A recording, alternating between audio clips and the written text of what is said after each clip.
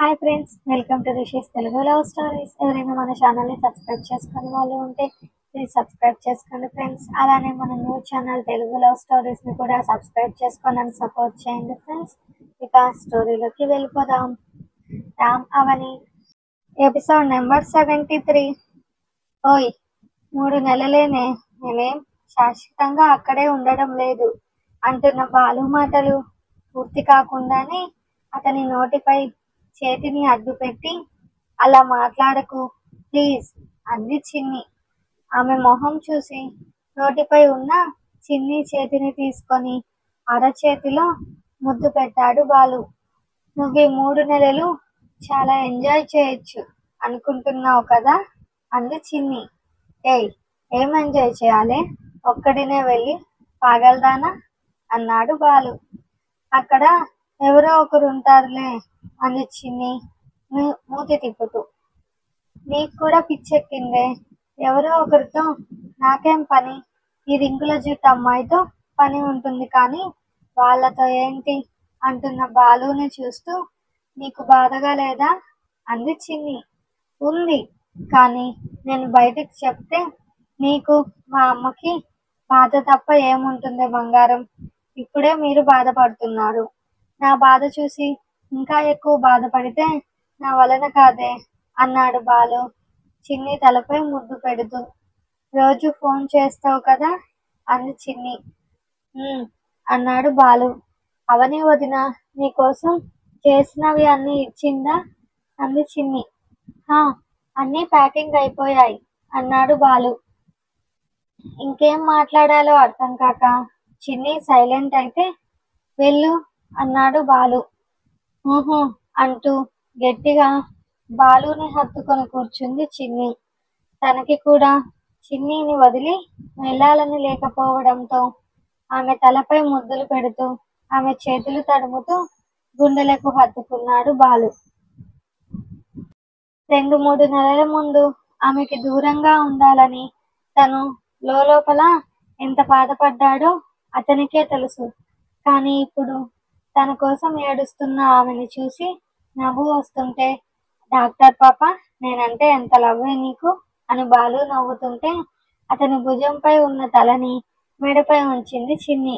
ఏయ్, దూరంగా ఉండవే, కష్టంగా ఉంది ఇక్కడ కంట్రోల్ చేసుకోవడం అన్నాడు బాలు నవ్వుతూ. ఎవడు కంట్రోల్ చేసుకోమన్నాడు అంది చిన్ని. ఆమె అతి చిన్నగా చెప్పిన ఆ మాటలు వినపడి నవ్వుతూ, మన పెళ్ళయ్యేంత వరకు ఈ ముద్దులు హగ్గులు తప్ప ముందుకు వెళ్ళని నేను ఎంత కష్టమైనా కంట్రోల్ చేసుకుంటా. నువ్వు పూర్తిగా నా భార్య అయ్యాకే నిన్ను నా సొంతం చేసుకుంటా అన్నాడు బాలు. ఇలాంటి డైలాగులు చెప్పి హీరో అవ్వాలనుకోకు ఈ కథకు అంది చిన్ని కూడా ఆ మూడ్ నుంచి బయటకు వస్తూ. హీరో అయినా అవ్వకపోయినా నా క్యారెక్టర్ నాదే పాప అని చిన్ని ముక్కుపై ముద్దు పెట్టి, నీకు మాత్రం నేనే హీరోని, నువ్వే నా హీరోయిన్ అన్నాడు బాలు ఆమె చెవి దగ్గర చిన్నగా చెబుతూ నడుము చుట్టూ చేతులు వేసి. ఐనో హీరో అని తలెత్తి తన చిన్ని పెదవులని అతని చెంపలపైకి చేర్చింది చిన్ని. ఆమె నోటి నుండి ఆ పిలుపు వింటుంటే లోపల రెక్కలు వచ్చి ఎగురుతున్న ఆనందంగా ఉన్నా బయటకు మాత్రం చూపివ్వకుండా చిన్నగా నవ్వుతూ, ఇలా పిలిచి నన్ను గెలకకే అంటూ ఆమె నడుముని నిమురుతూ చిన్నిని చూశాడు బాలు. అతని చూపులు నేరుగా తన మనసుని తాకుతుంటే సిగ్గుతో తలదించుకునేసింది చిన్ని. ముందుకు వచ్చిన ఆమె హెయిర్స్ చెవి వెనక పెడుతూ ఇలా సిగ్గుపడుతూ, నన్నింకా నీ వైపుకి లాక్కోకు అని బాలు అనడంతో అతని గుండెల్లో తలదాచుకుంది చిన్ని.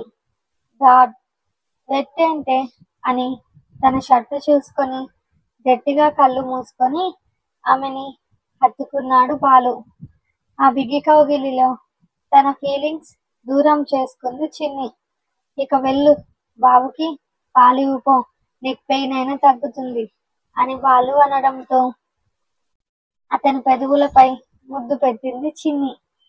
నువ్విలా ముద్దులు ఇస్తుంటే వెళ్ళడం కష్టమే అని కష్టంగా ఆమె నుంచి దూరం జరిగాడు బాలు.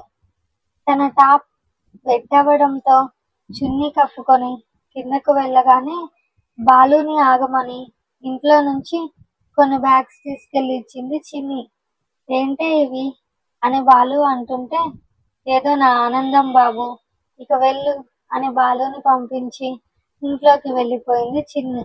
డ్రెస్సులు, దీనికేం పని లేదు అని తిడుతూనే ఆమె ఇచ్చినవి వదిలేయలేక బ్యాగ్ లో పెట్టుకొని ఇంకో బ్యాగ్ లో ఉన్న టీషర్ట్ జీన్స్ చూసి నవ్వుతూ బయట పెట్టాడు బాలు రేపటి కోసమని.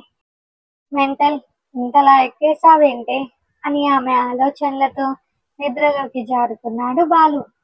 జాగ్రత్త బాలు, అవన్నీ అయిపోయాక చెప్పు, నేను మళ్ళీ చేసి పంపుతా అంది అవని. సరే అక్క అని అందరికీ చెప్పి బయటకు వెళ్ళాడు బాలు. చిన్ని తన కార్ దగ్గర ఉండడం చూసి రామ్ కార్ కీస్ తీసుకుంటే వాణి ప్రసాద్ కూడా బాలుకి జాగ్రత్త చెప్పాక వాణి చేతిలో ఉన్న బాబుని చూసి ప్రేమగా చెంపని నిమురుతూ బాబు అరచేతిలో ముద్దు పెట్టాడు. బాలు వేలుని బాబు గట్టిగా పట్టుకోవడం చూసి వాణి చిన్నగా విడిపించడంతో అందరికీ బాయ్ చెప్పి వెళ్ళి కార్లో కూర్చున్నాడు బాలు.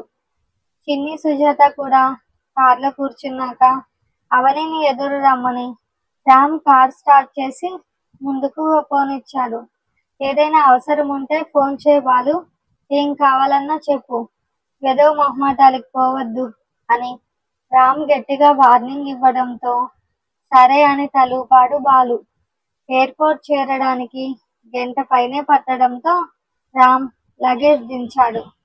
అమ్మా, నువ్వు జాగ్రత్త, ఏదైనా నీకు బాగలేకపోతే అవని అక్కకు బావకు చెప్పు, నిన్ను నువ్వు పట్టించుకోకపోతే నేను ఒంటరి వాడిని అయిపోతానని గుర్తుపెట్టుకో అని బాలు అనడంతో అయ్యో అలా అనకురా, నీకోసమే నేను బ్రతికి ఉన్నా, నేను జాగ్రత్తగా ఉంటాను, నువ్వు అక్కడ జాగ్రత్తగా ఉండు, రోజు ఫోన్ చేయి, పనిలో పడి తినడం మర్చిపోకు, అక్కడ ఈ అమ్మ ఉండదు 10 సార్లు అరిచి పెట్టడానికి అంది సుజాత బాలు చెంప నిమురుతూ.